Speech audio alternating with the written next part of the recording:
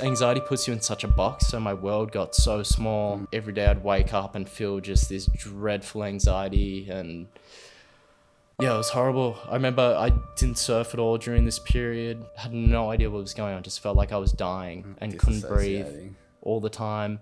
A lot of people end up working just to make ends meet. This could be like the coolest way to do it. I can do it on a laptop from anywhere I want. It was so fun at first, but it got to a point where it was just kind of really unfulfilling. I'm just here trying to make money for the sake of making money. I like cry myself to sleep every night, and it was just starting to film myself surf. People started liking it, building a following. That gave me so much purpose, a reason to wake up in the morning. YouTube, funny enough, like saved me. I did finish Good Humans with the same question for everyone. What does being a good human mean to Noah Wallace? Oh man, being a good human is just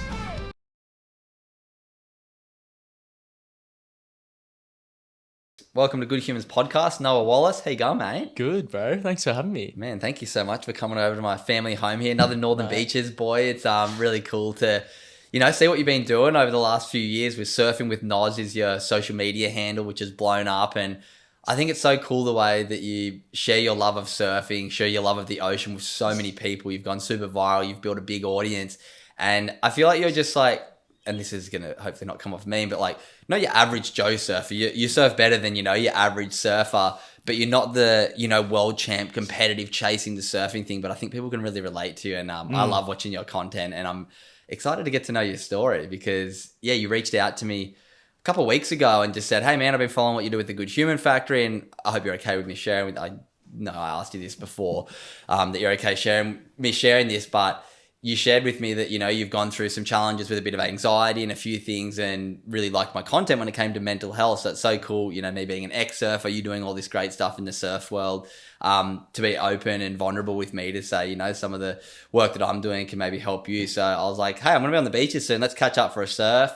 We went down to the beach. The waves sucked. So we just had a coffee, or I had a coffee and a bit of brekkie, and here we are. So, man, let's start with, what are you grateful for right now today in life? Oh man, to be alive. So many things to be grateful. All the simple things: roof over the head, water, food.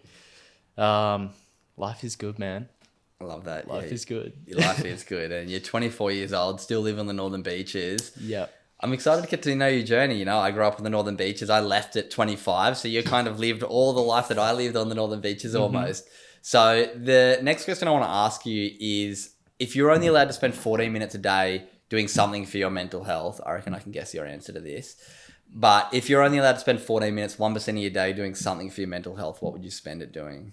Oh man, well, surfing, obviously a big thing. But obviously if I didn't have access to the surf, probably some breathing or something, or journaling. Nice. You do a bit of journaling? Do a bit of journaling, yeah. I find journaling so hard. Yeah, it can be. But I feel like you can just get so much off your mind when you put it down on paper. Yeah. So probably that with a bit of breathing. Yeah. Have you done much in the breathwork world, or learnt anything from anyone specifically? Not consistently. I've obviously seen like the Wim Hof stuff and all that, but yeah, haven't really gone too deep into it. I remember trying to do it in the mornings, and deep breathing would just make me so sleepy. Really? And I'd be ready to go to bed again. I was like, oh man. So yeah, haven't been super consistent with meditating, but do a bit of journaling, reading, love all it. those kind of things. Yeah. Beautiful. Well, thanks for sharing. Next thing I'm going to ask is, just really quickly, how would you describe, if someone said, what do you do with yourself right now? How do you describe what you do right now? Yeah, I just say I'm like a surfing influencer, I guess. I make surfing content. It's always funny telling people, they're like, oh, you make surfing videos? What do you mean? But yeah, I just make videos of me surfing. Like, to some people, it probably looks like I'm just going surfing and filming it. But for me, I guess it's a way that I can inspire, educate, entertain people through what I love. And yeah, it's pretty cool. A great way to express yourself as well. And I feel like you're like the epitome of, you hear all these influencers or inspirational people saying, find what you love to do and then work out how to make it your job. And you're literally the perfect example of that. You love surfing, maybe you couldn't make a career out of professional surfing the route that I went, but you're like, how can I still do what I love every day? Start making content, it blows up, and now you're a content creator for surfing without the pressure of doing the competitions. Yeah. Although I know there is definitely pressure of, having to find brands to be able to make content with, being able to find opportunities and make sure that your content's continually going viral and connecting with your audience. So as much as there isn't the pressure of competition, I know the content creator side of stuff is very challenging and very stressful at times as well. So I'm not trying to discount what you're doing, which we're going to get into because it's a really cool, career path. But I want to get to know your journey. You're quite an interesting dude. We had a good chat when we were having a coffee beforehand, and there's some parts of your story that I was not expecting, and a few things that I was like, I want to do that one day too. So let's go back to the start. Talk me through your childhood. What was life like as a kid? Northern Beaches, Mona Vale grew up. Talk me through what life was like as a kid for Noah. Yep, grew up on the Northern Beaches, Mona Vale. Grew up in a small house. Parents, 2 sisters. I'm the middle child. I actually shared a room with my little sister growing up till I was like 16. Yeah, wow. Which is something probably no one knows. Full in a bunk bed, kind of humble beginnings. But so I feel like was always really close with my family, which still to this day. Yeah. I'm really close to my family probably because growing up like that. Were you pretty sporty growing up? Yeah, loved all sports. I think I was talking to my girlfriend. I wanted to be like a sprinter at one point.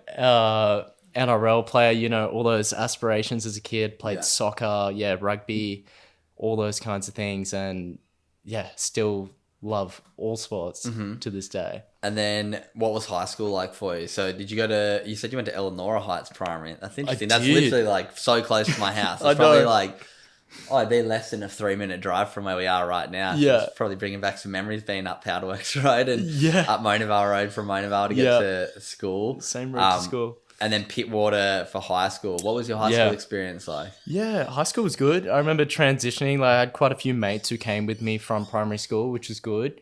But obviously everyone kind of goes on their own path and you make new friends. And I guess it was a bit different at first, but overall I had a great experience at high school. Like kind of felt like, I got along with most people and it was just one of those things, I guess, that we all go through and helps shape us a little bit. You want to be cool back at school. Try your best to fit in. Yeah, exactly. What about when you were going through high school, when were you first introduced to surfing and when was the ocean sort of brought into your life and how was that upon reflection, like the first moments and first times learning to surf? Yeah, so that's way back in primary school. Cool. Matt Granger. No way. Actually, he taught me how to surf too. Yeah, I was great friends with Taz Granger, his son. Yeah. So we both were in the same grade at Eleanor. And no way. Yeah, so it was like me, him, Sam Stead, if you know him. Yeah, I know Sam from Narrabeen, Yeah, so it was kind of like us. We all love surfing. That's all we'd talk about really at school. Yeah. Primary school, like the end of primary school. Good on you guys. So I probably didn't get hooked till maybe I was 9 years old. Yeah. So when I guess I was a little older in primary school. And then going into high school, all I did was just we'd go surf, right? So it was sick. A few school comps, we got to do school surfing once a week, which is pretty dope. Mm-hmm.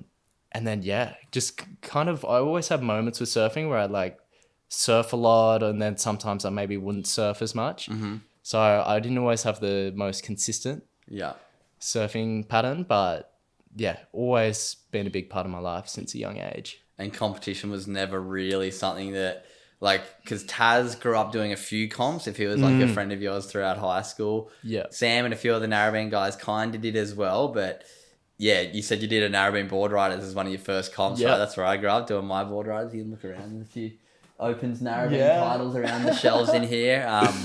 But what was that like? And from the guys of speaking to you beforehand, you kind of like, it wasn't really for me. So why exactly. wasn't competition something that you really enjoyed? Well, I remember, I think it might have been the very first time I did the board riders heat when I was a kid at North Narrabeen. It was huge, and I've always kind of had that kind of fear of big waves from probably stemmed from my childhood. And then I just remember hating it. And then I guess I'd be worried every board riders that it was going to be like really big, like that first time.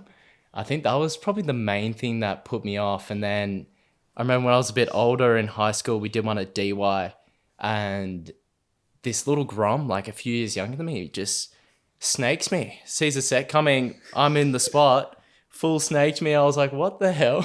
Because I guess that's what it's like. No priority. It's cutthroat like that. And I was just like, oh man, this is just, not for me. But dude, competing's so fun. I love that competitive side now, especially that I'm a bit older. But yeah, as far as the wanting to be a professional surfer and stuff, I kind of gave up on that when I was probably a young teenager. Yeah. Just seeing all the other freaks like little Eli Hanneman coming along doing the most crazy stuff. Yes. And now you look at 10-year-olds doing like backflips in pools, and it's just, it's insane. It's so wild now. Yeah. So when you were coming towards the end of high school, what did you think kind of your future from a career point of view was going to look like? Like, did you have any idea of what you wanted to do? Obviously, all right, I'm not going to be a surfer. The content creation surf idea probably wasn't even a thought in your back of your head at that time. So yeah, talk to me through finishing school and what that transition was like. Yeah, absolutely. I didn't think, I guess, of content creation. That was maybe a dream when I was a bit younger, like playing Black Ops 2, like all the video games. Every kid says that. I think the most said job that kids want to do nowadays is be a YouTube creator. Don't blame them, mate. Yeah. So yeah, obviously grew up watching like FaZe Rain and all those kind of the FaZe clan. Yep, I remember. Yeah, the OG days. So I used to have those little dreams of that, but obviously you get a bit older, you go through school, and it's like, okay, do you want to do a trade? Do you want to go to uni? What are you going to do? And I always just wanted to do my own thing, man. Like I wanted to have my own business. I didn't know what at that time, but yeah, I kind of left school kind of on a gap year, but didn't really know what I wanted to do yet. And I didn't want to, I guess, have a complete year off. So what we were talking about earlier, I paid to do this online course in day trading stocks on the stock market, and ended up studying that for like a good year or so before investing myself. Oh, so you studied for like a year of it before you even started putting your own money in. Can you do like the like fake money thing just to sort of see how you do? Yes. Like, I don't trust myself. I'd do that and it would do well one day and I'd be like, oh, I'm an idiot. Why am I not doing real money? And then I'd do it and then you lose it all. Yeah, that's like paper trading. You can do like demo accounts like that. Which I tried, but my initial plan was to do it. I was learning from this American guy. So I thought I was going to do it on the US stocks, which is like middle of the night here in Australia. I'd never even thought about doing it on the ASX, the Australian Stock Exchange, which I ended up doing it on because I just couldn't commit to being up in the middle of the night. Yeah, exactly.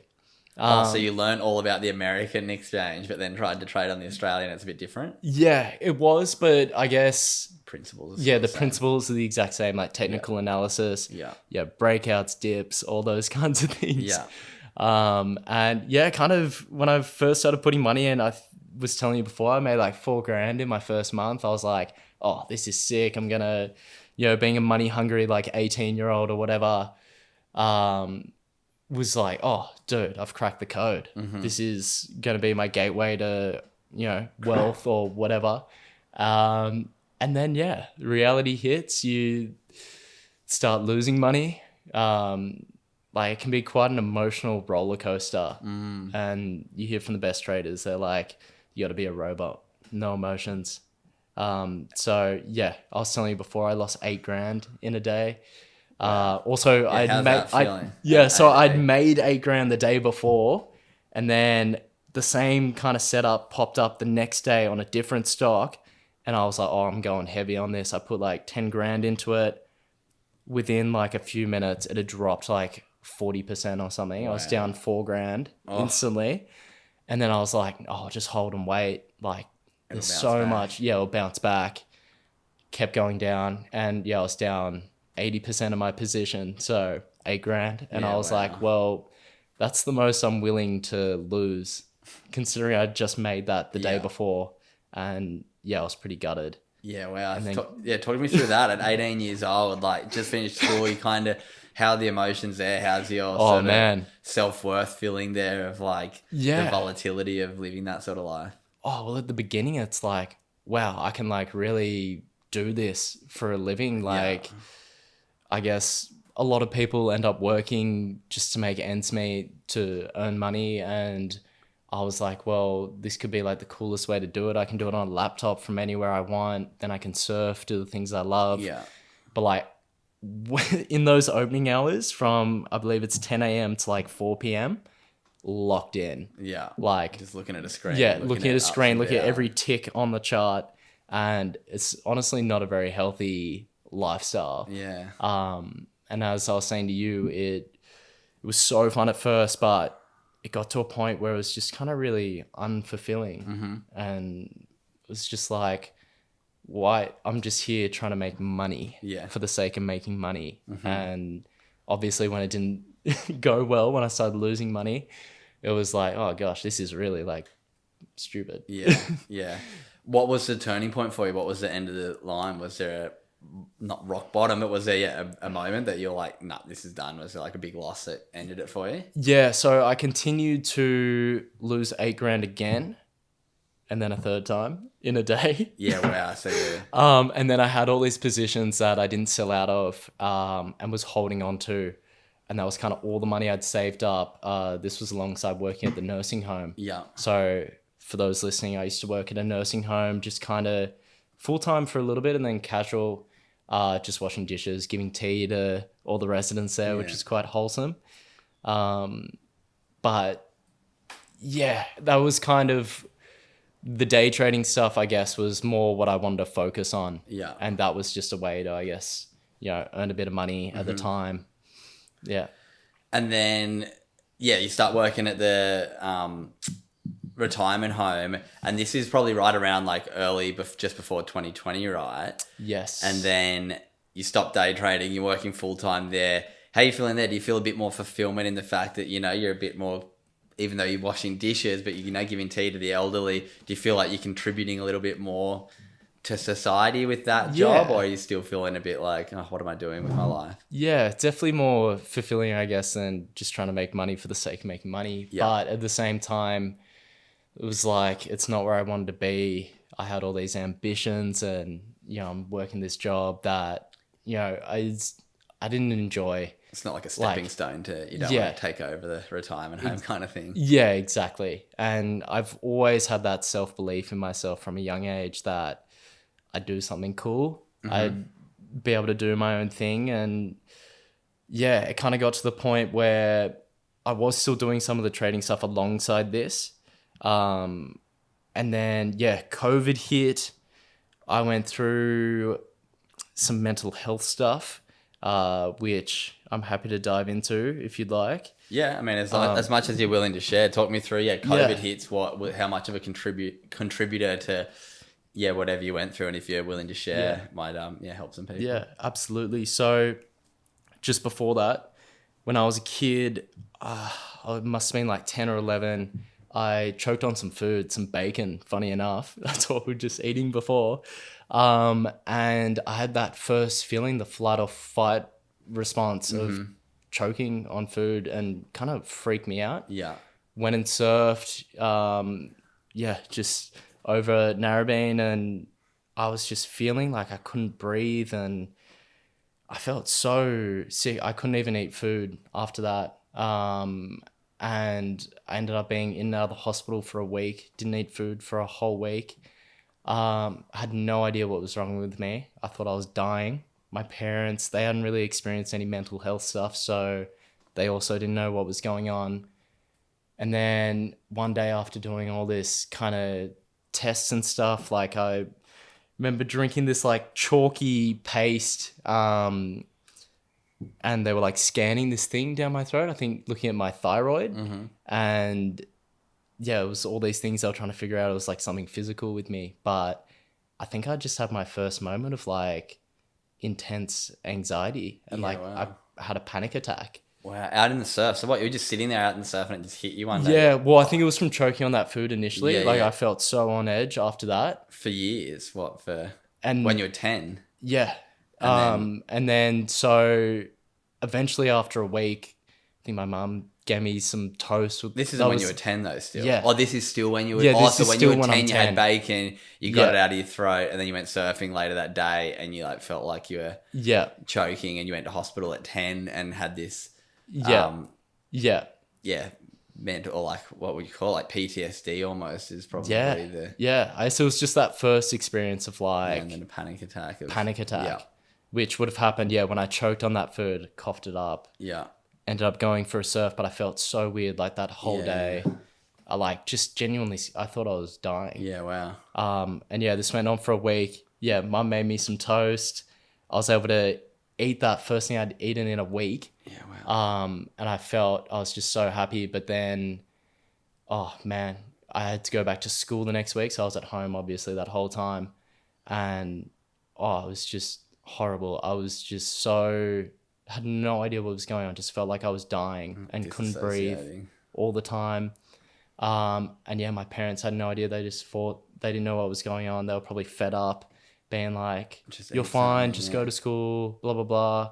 I'd like cry myself to sleep every night, and it was just, yeah, it was horrible. And they didn't know what to do, so I just was kind of forced to get on with life. Which I don't know. Looking back, I don't know if it's a good thing or a bad thing. I guess it ended up being fine, but.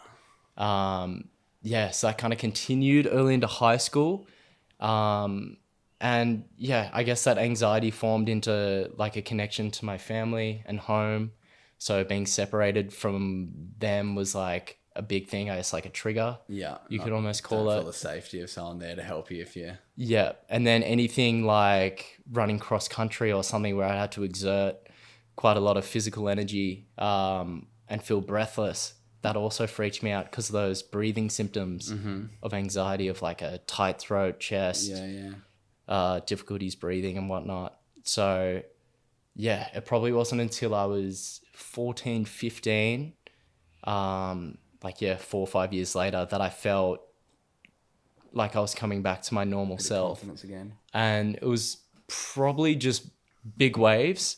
Like ever since a young age, just big waves freak me out, especially after that. I don't think I surfed for like a year almost after that initially happened. Wow. Just freaked me out so much. And then the other thing was flying. So yeah, life kind of goes back to normal. And then Go through high school. COVID hits. And I was smoking some weed, which I rarely ever did. But I had some stuff that ended up being quite strong. This is back when I'm about 19 now, I think. And just full body Anxiety started attack. pulsing. It felt great at first. One negative thought and all that childhood trauma just flooded me. It felt like I was that scared little kid again. And then I kind of felt like on edge a bit and weird for like the next month. And then, yeah, surfing alley rights, not even a big day. Like surf I was completely comfortable in. It was like a really gloomy, grey, like kind of horrible day. I just had the craziest panic attack out on the surf. And it was like the first time I had a panic attack from like being in safety. Like I wasn't actually in harm's way at all.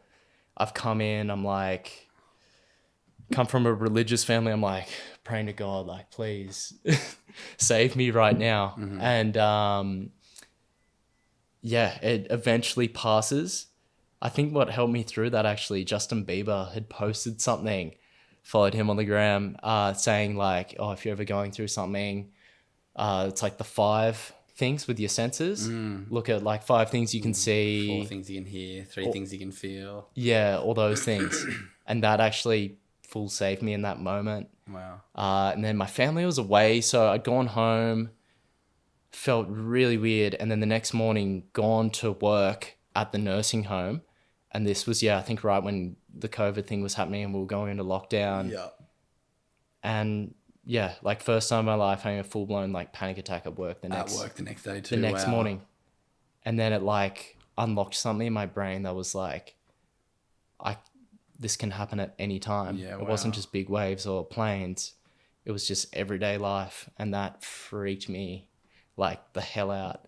I stopped working. I was like petrified of just I guess anxiety puts you in such a box. So my world got so small, wasn't working for a bit, didn't know what to do. Kind of every day I'd wake up and feel just this dreadful anxiety. And yeah, it was horrible. I remember I didn't surf at all during this period. And I remember trying to get back into surfing eventually. Like I went and started talking to someone, seeing someone, a therapist, which started helping. And then I'd have to ask my girlfriend to come to the beach with me to watch me. Like my anxiety was just so crazy.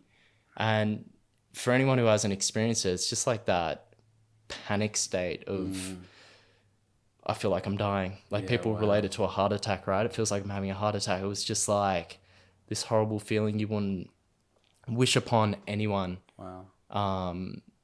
And yeah, started seeing someone. That's also when I picked up the GoPro, Yeah. started filming. And because during that period when I stopped working and started getting like freaked out by everything, COVID had sort of probably kicked in pretty Right. locked down and everything Yeah. by then, mid 2020. yeah, It's not much working anyway. You probably yeah, get on JobKeeper potentially or some sort of government, or you live at home with mum and dad. So Yeah. a bit of support. But first of all, thank you so much for sharing all that, man. Yeah, it's not easy to be able to be open and honest, obviously, on a platform like this. But I think so many people will be able to relate to you. But I also think it shows such strength. Like I've interviewed so many people, and I've never really had too many people talk to me about anxiety or panic attacks like you've described it just there, and the way that you can piece the puzzle backwards to kind of where it started and sort of connect a lot of the dots and the different challenges you've been through. I feel like there's going to be people that are connecting with it definitely right now. What were some of the things when you started speaking to someone that sort of helped, and did they diagnose you with anything? Or yeah, just because I feel like it seems like a very psychological thing for you, and I feel like different sort of CBT or NLP sort of, I don't know if you've heard of either of those concepts, Yeah, like I have. neuro-linguistic programming or cognitive behavioral therapy. I feel like this sort of talk therapy could be very beneficial for you because you see so many people just get put straight on pharmaceuticals, whereas yours seems like it is very like relearning that, you are safe, like you will be okay. So yeah, what were some of the positive things that you found from seeing help? Do you continually see help? Like if you're willing to share more about what the journey's been like for you, because I'm really excited to see you go from barely wanting to leave the house to, you seem quite confident in a better place now. You've obviously built a bit of a dream career, and things have, changed direction quite a bit from, having to leave your job because of panic attacks, not wanting to leave the house. Like it's such a beautiful journey. It seems like you've gone on since then. So once again, thank you for being so open and sharing. Like it's to be a young man sharing like this is so beautiful.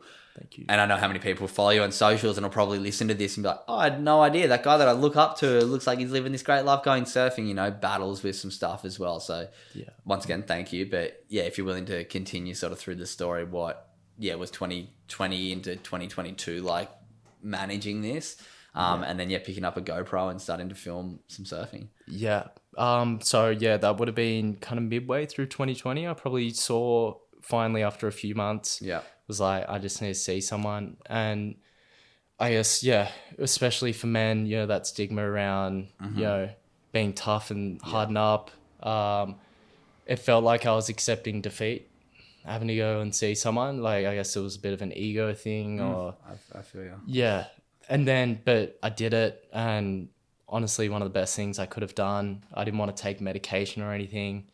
And she just kind of talked me through how anxiety works, like why we feel this way, kind of just breaking down the science, the biology of why this happens. It's a fight or flight response, all these things. And just learning that no one has died directly from anxiety, and just helping me just learn more about it. Mm-hmm. Give me a few worksheets and little things like that to do. Some skills And from connecting with your senses to probably learning to breathe through your nose down to your belly Yeah. and out for longer than you're in. Like, and things just to regulate the nervous system. So when, that stressful comes up, you've got a bit of space in your window of tolerance before you end up, hyper or hypo.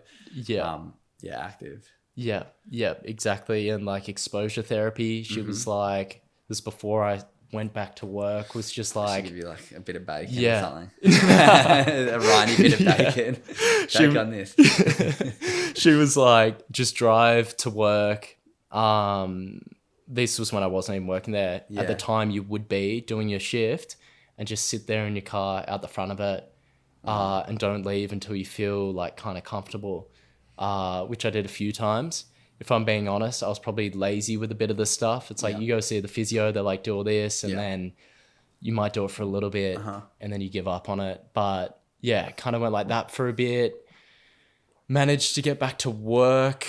I think there was like a 4-hour shift, an 8-hour shift. I was just doing the shorter ones for quite a bit. Had you spoken to your work about what you're going through or anything? Yeah, I did a bit, and they were quite. They were really good with it. That's good. Actually, there were a few people there. Once again, I just feel like I like throwing that part in the story for if anyone is scared that their work's maybe not going to take it the right way. That most workplaces, majority, are going to be supportive if you're going through something. Absolutely. Yeah, they were nothing but good to me. Awesome. And then so I started doing that for a bit, and then 2021 comes. I'm still, battling with this, but life's starting to become sort of normal again. Yeah.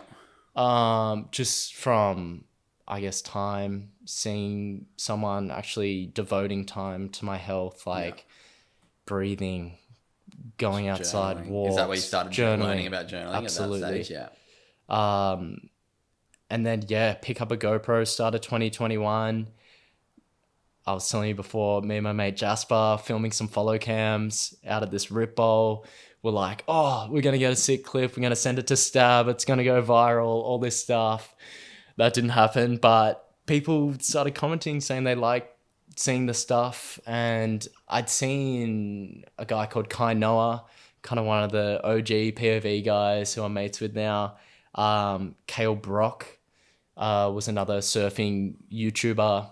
And I've talked about this before on other stuff, but yeah, my idea was to have like this online surf coaching thing, because I was like, I guess that's still anxious dude, was like, oh, I want to do something where I can have location freedom, time freedom kind of thing.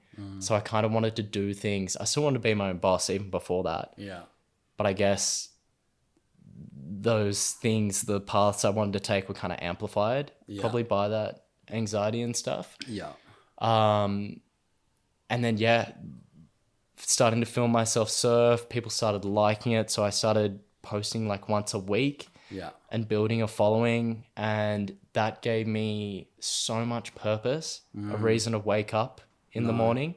And instead of not being able to get out of bed and just scared of the world, was like, I'm going surfing and filming, and then I'm going to come home, I'm going to edit, make these videos and stuff. And that YouTube, funny enough, like saved me. Wow. It's such a time where I guess, you going through like an identity crisis, what is life, all that kind of things. And and then it just kept building eventually into what it is today. Yeah, I think it's such a cool story, yours, man. For one, you sharing the challenges, because I know pretty much everyone who's going to listen to this who is, a fan of yours and supports your work probably doesn't know too much about this part of your story. So once again, thank you so much for sharing it. But I love how you've sort of connected different dots of you understood that you can make money online through trading and through your computer, but I didn't get the purpose with that.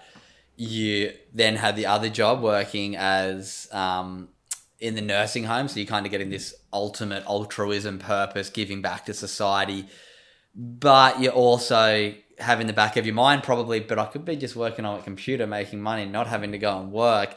And then you've almost combined the two and gone, okay, how do I use online socials and stuff, but then also contribute in a positive way where people, are feeling good about what I'm putting out in the world, and that's your surf content. And it's a really interesting thing to crack, because the route that I went in surfing is all about competitions, trying to get sponsorship, and it's like trying to get blood out of a rock sometimes, trying to get one of the surf brands to give you like $2,000 from a sunglass brand for a 12-month contract with stickers on every one of your boards. You post and tag them in stories.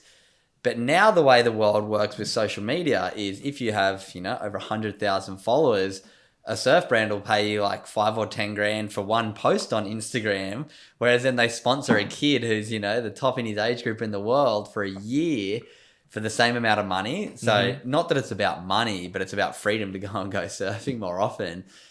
And what you've done now and grown, and I know it would have taken years to get to a point where, you can support yourself, and there's sort of the backlash of your parents, probably your partner's parents saying like, what are you doing? This isn't a real job. But I have a lot of people who work in the social world whose parents just really don't understand. But then it's like, I probably make more money than I make, not that I do social media, but,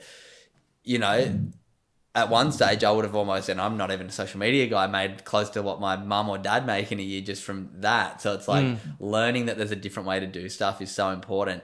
What was, what was it? Where was a moment for you where something clicked and you're like, oh, this stuff, like, was there a video that you went from 10 to 30,000 people, or was there any moments in the last couple of years, or like sort of any reasons why you think people have connected with your content? Yeah, great question. The first kind of growth to say what got me hooked was, just one of my videos kind of got, I think, a few tens of thousands of views. And that kind of got me monetized on YouTube, which used to be 2,000 subscribers, 4,000 hours of watch time. And then seeing that first paycheck come through was like, just crazy. And the cool thing about YouTube is seeing all the growth, like on the charts, the graphs and stuff. So it just always felt like, even if it was another subscriber or a few more views, you could just visually see that upward trend. And I guess that was the first moment. But then as far as like other defining parts was I was hitting 10,000 subscribers. And I think what helped me was just, it wasn't just me filming myself surf. I used to throw in tips and stuff from the POV angle. I'd like pop up text on screen, break things down and be like, oh, okay, when the lip does this, you want to go for a snap. But if it's a little, flatter on the lip, you can go for a wrap, and just kind of things like that, where I think I added value through educating people. Yeah. And then ended up doing a few tutorials and educational content alongside that. But I think just, being more relatable maybe perhaps than some of the professional surfers who are like so fun to watch. But I guess a lot of people know that they might never be on that level, right? So being more relatable, surfing crappy beach breaks. Which is more relatable. More relatable in that sense. And just always trying to be positive, be authentic and real with people has just been my main thing from when I started. And I've just had a few moments of grinding, just periods of grinding it out, and then eventually, sorry about that. All right.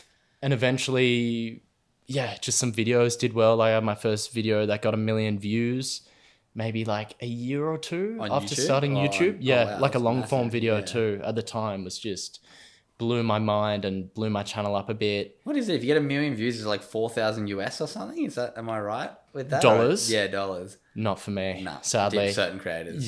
For certain creators. But then there'll be other people who don't like Yeah. 100K off that. Yeah, wow. Okay. Depending if you're in like the finance crypto industry, they okay.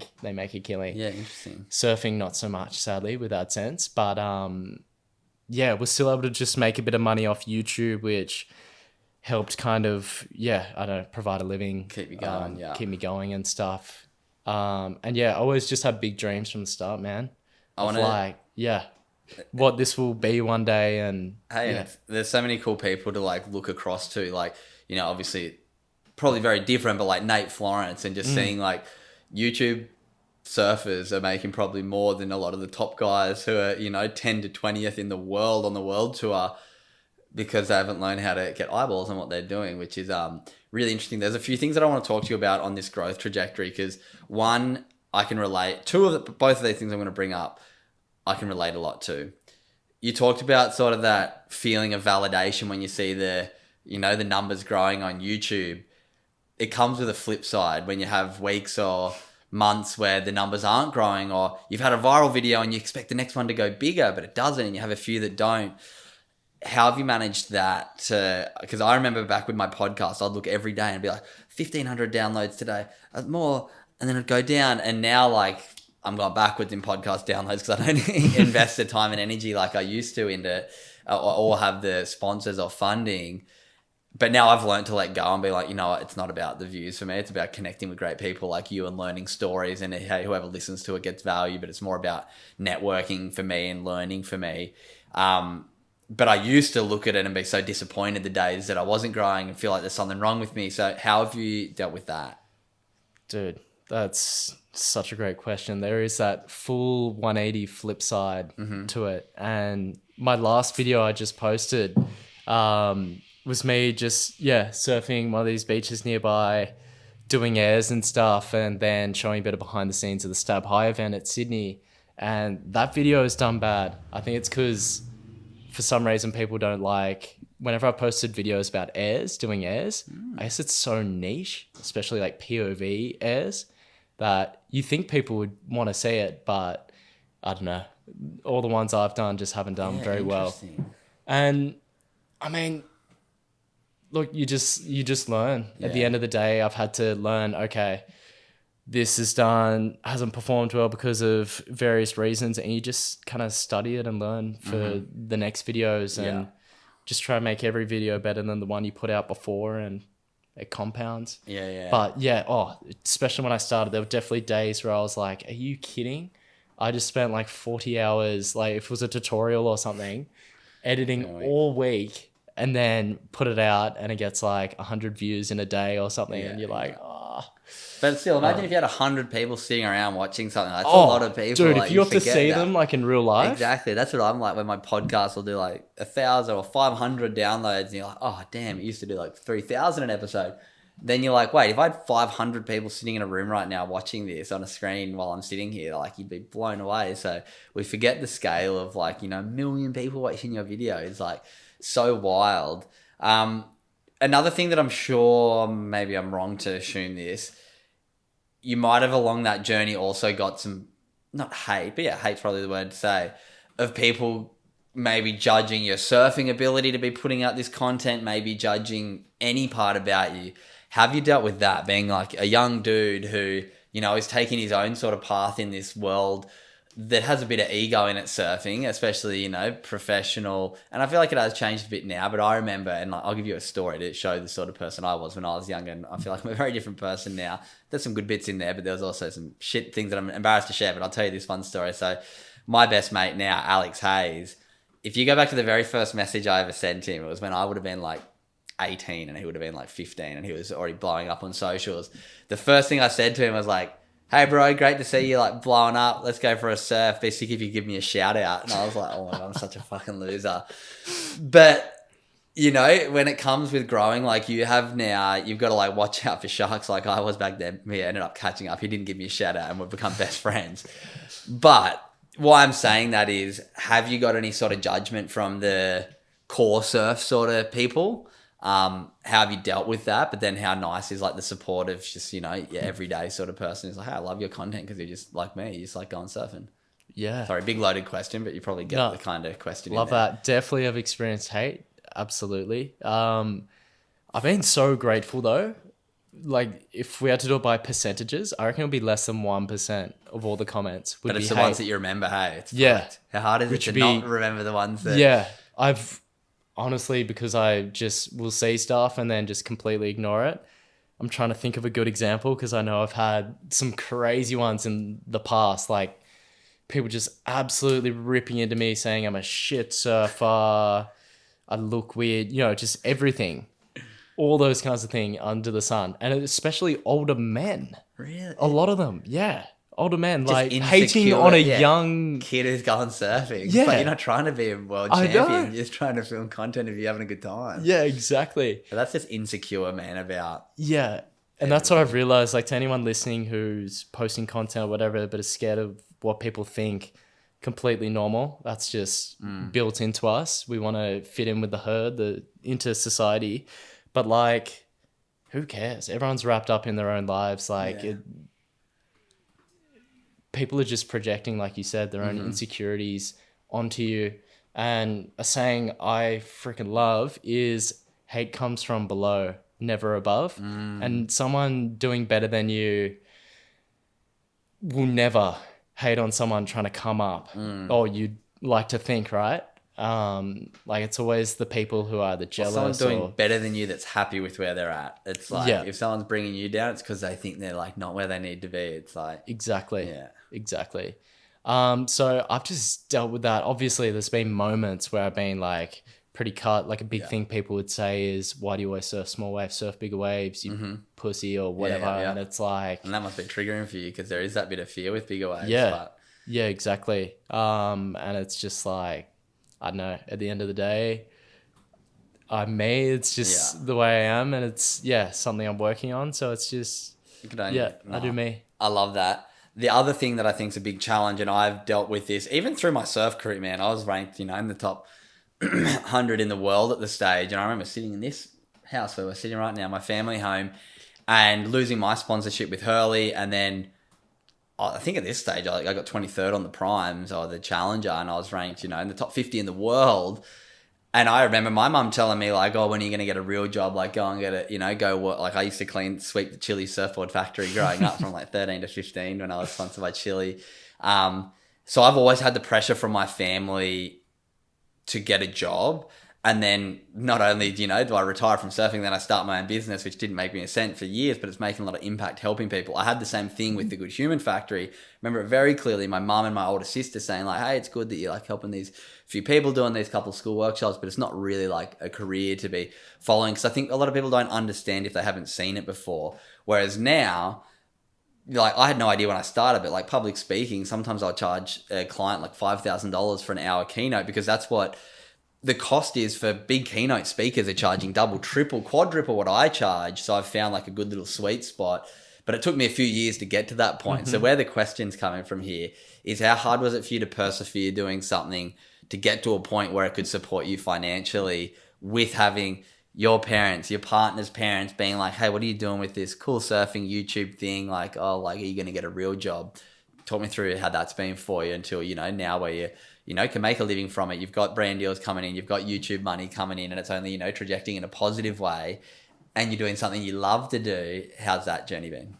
Yeah, it was hard at first. Having all those people around you, people who love you, who you love, telling you, to get a real job and all these things. And you can take it two ways, right? It can be discouraging and you can listen to them, go get that real job. But again, I just always had that belief, like there wasn't even a backup plan. It was just, I'm going all in on this, and I can see that I'm growing. So I know that it's possible to continue this, upward trajectory. And I would kind of use that as fuel, if anything. Anytime someone said that, it would just make me want to work harder and be more successful, I guess. And eventually, for how many years it took, like... Yeah, we said you quit working at the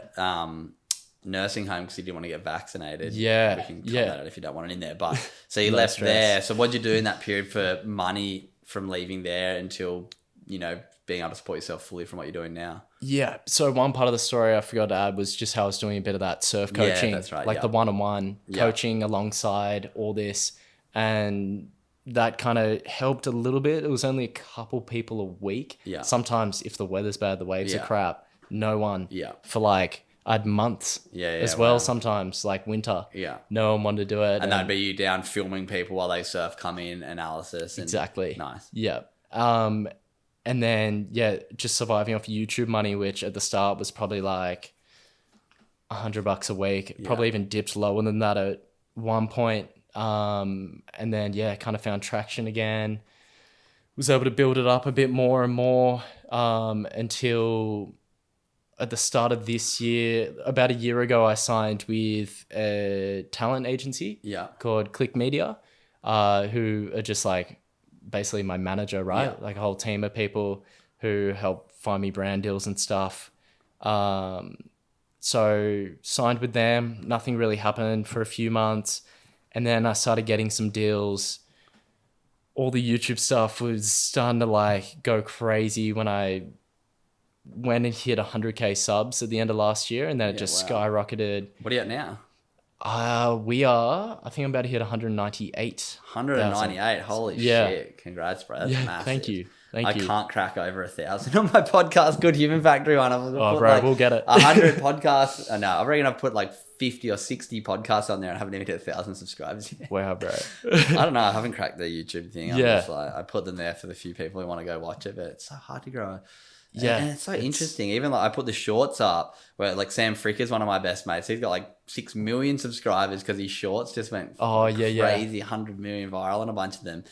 And I'm like, my content's just like struggles. But, we'll work it out. Yeah. But yeah, so what? Almost 200K on YouTube, 160 or so on. If you got heaps on TikTok, surely. TikTok's I got probably 180 on Insta. TikTok 130. Really? I feel like Yeah. TikTok. So TikTok was my biggest at the one start, point, Yeah. and then randomly it's just gone stagnant. Do you post the same thing across all of them? Yeah. And isn't it interesting how like different Yeah. audiences? Yeah, it is. So I'm trying to be on all platforms now, Yeah. but It's hard. yeah, YouTube's the one where I make the money. Okay. The other ones, you don't earn ad revenue off anything except my Facebook page. Actually, recently, I've also heard that's another smart sneaky play. but like that is, you'd have to be doing so many views. I did 30 million views. Wow. Just in the first like 2 weeks of starting it, because we decided to put all my good content Yeah, so it's that we knew would do well Yeah. onto there. And yeah, for 30 million views on YouTube or something, it's heaps. you'd be making like Couple a grand. salary, Yeah. basically. But on Facebook, yeah, not as much. Like, yeah. That's it. It's so interesting trying to like sort of cross platform everything and trying to find a way to monetize but also keep it like organic and not do too many brand deals, keep it like what stuff I want to watch. That's the thing that I think I stuff up with. Mine's too much. Here's a podcast episode. Here's all these cool things I'm doing. I need to have more just like, here's something to entertain you and stay around and watch. Yeah. But anyway, I'm still trying to crack that. Lastly, how is your like panic attacks and anxiety now? How have the last few years, now that, you found a job that you're enjoying, you've, got a few things in place that feel a bit more stable and structured and foundation sort of base for you. How you feeling now? How you been recently? Compared to, back at that really low point, 2020. so much better, like night and day different. I had a trip again to Sweden this year with my partner. Yeah. And yeah, I was just flying, being confined in that space. And then, having that attachment with home was like really hard for me, even though I'd done it the year before. Your partner Swedish or something? Yeah, she's a Swedish family. Nice. So yeah, we're all set up there. And that's the cool thing. Like, you're not alone in this, country that you don't really know. Like, I'm with a family and stuff. So obviously feel safe and stuff when I go over there, but knowing how far I am for home, and it's like just this weird, I guess childhood trauma connection in my mind. So I was doing great before that, and then I've come back and it was like just the flights home, like 24 hours, just Long way. it was horrible. And the places my mind went to just felt like the whole time I was trying not to panic, which is kind of a horrible way to go have a holiday somewhere, because you do want to be enjoying it. But yeah, so I'm not 100%, but for Have anyone you spoken going, and please go. sorry, I was going to say, for anyone going through stuff, just know that day by day, step by step, you will get better, especially if you dedicate, like, with your book and stuff, 14 minutes a day. I'm super excited for you to read it. I'm so for keen. anyone listening, just gave Noah a copy of my book, and I'm excited to see how you go. If once you read it, you feel like you can adapt a few of the strategies and habits to sort of regulate that nervous system, so when that stress comes up, you can manage it a little better. So So because of that, have you never really done too many like surf trips with the boys or anything like that? Is that something that you just wish you could kind of do, but want to try and build that confidence? Yeah, exactly. Which is such a shame. I mean, like, the worst profession to be dealing with this stuff. But again, it's something I'm working on, and I know. Again, I have that unwavering belief that I'll push through it. Mm-hmm. It's just hard to go through all that stuff when I guess you just feel like horrible. Yeah. Right? And I want to actually enjoy all these experiences and not feel like I'm dying. Yeah. Or whatever it is. Have you looked at any other sort of modalities to try and help with this? Do you still see a psychologist about this stuff? I just asked that because I had a clinical hypnotherapist on the podcast last week who focuses on eating disorders. She herself had a 15-year eating disorder, anorexia, in and out of hospital, managed by psychologists, psychiatrists for 15 years. And then at her sort of last straw, none of this stuff works. She saw a clinical hypnotherapist, didn't know anything about it, thought hypnotherapy was, click your fingers, you're a chicken, but learned how it's about rebuilding the self-beliefs, understanding your trauma, understanding how you can rewrite the patterns. And any other person I've spoken to with eating disorders on this podcast have always described it like, no, it's a constant management of it. I don't not have my eating disorder anymore. I'm like, past the challenging parts. But the way this hypnotherapist described it to me, her name's Bonnie, she said, no, I don't have any problem with eating anymore because I've sort of like learned how to, and now she then became a clinical hypnotherapist herself. So I'm just thinking maybe there's something in that potentially, for you. And also another friend, which is a bit different to yours, but I had this other guy on a couple of weeks ago that had MS, multiple sclerosis, which is like lesions on your brain, your body, your immune system starts attacking your brain, thinking it's like bad for your body. Basically, he got told you have to take this monthly IV thing for the rest of your life to help with your immune system so it doesn't do this, and it's all about controlling it. And he was like, doesn't feel right, and found breath work and Wim Hof and started doing that, and his lesions have like gone backwards, which the doctors are tripping on through breath work and changing his biochemistry. So I feel like, I know you already said you're doing a bit of breath work, but like looking even more into breath work is a cool thing to like learn how to bring up and release unexpressed sort of traumas. But then the hypnotherapy, I think, could be like an interesting one around flying and stuff maybe for you. Have you thought about or looked into, helping manage and overcome these challenges you go through? Dude, I've wanted to for sure. I guess it's just that same thing. It gets to like where I'm about to commit to it and it's like, just feels like I'm accepting defeat in a way. It's like, I must have like a serious issue, which by the sounds of it, it is like it affects my life, right? So I definitely need to, I guess, no. grab it by the reins and do something about it. Well, I reckon the book's going to be such a great first step for you because I feel like you'll be able to relate to so many parts through my story as a surfer and then into like building what I've built and then into the 10 healthy habits to help regulate your nervous system. I think you're going to be a really powerful one for you. Lastly, what if you didn't have the fears that you had and you could go on a dream surf trip tomorrow with whoever you want? All right, let's talk. You're only allowed to bring 5 people and you can go on a surf trip anywhere in the world for 2 weeks without any fear. Where would you go? Who'd you bring? It can be anyone. Dude, take Slater. You can take your mates. You can. Mason Ho is definitely coming with Mason's me a legend. for vibes. Mason's such a good dude. Where would I go though? There's so many good spots. Maybe the Ments. Yeah. Like, you haven't been before, obviously. Haven't been. So best place in the world if you're a surfer. Yeah. So probably there, some perfect tubes somewhere. Mason. Oh gosh, who else? John. Wow, come on, take a couple of your mates, not all the pros. Yeah, true. All right. Mason, John. Jasper's coming. My mate Sammy Holman. Sammy, you got one more person. Oh gosh, who do I have left? Bring a filmer, POV, everything. Yeah, true. No. True. I didn't think about 5 that. surfers. Who's your one more? Dude, I actually can't even think of someone. That's a bit of an on the spot one. Yeah, that's so on the spot. You can bring me. There you go. Yeah, There's 5 of us. So exactly. We're going to the Ments with John, Mason, 2 of the boys, and that sounds like a fun trip. But hopefully, you can find that the steps and the processes and the healing to be able to go and experience, which I think is just exciting for you more than anything. Look at how much you've, got to build and do with what you've already done. And then to, hopefully work on these anxieties, work on these fears of travel, of, separation from family, so you can expand and get to grow and really go and do some more cool stuff. Not that you're already not doing cool stuff, but yeah, I think it's like, instead of looking at it like, oh, this sucks, looking at it like, wow, this is exciting. I've got so much more that I can experience because of this fear that I've had.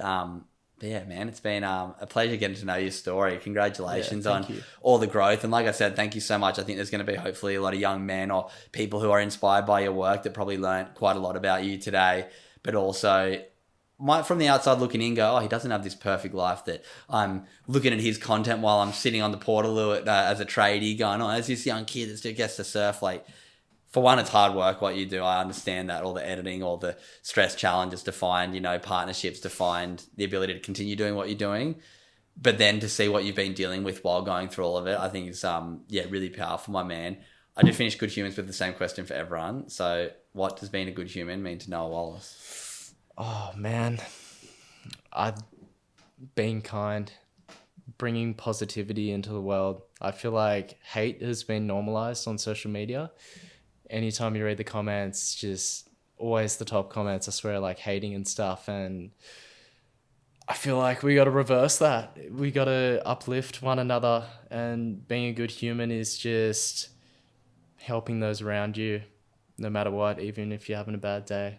I love that, man. Yeah. Well, so well put. I'm going to leave in the show notes your social media to your YouTube, TikTok, all of the handles you've got. Go follow his content. I think you guys are going to love what Noah does. If you're a surfer, if you just like the ocean, if you like positivity and, just a young dude having a good time, I think you're going to really enjoy his content. So thank you so much for jumping on Good Humans, and thanks for coming over to my little home shack. Absolutely, bro. Thanks for having me. Enjoy the book.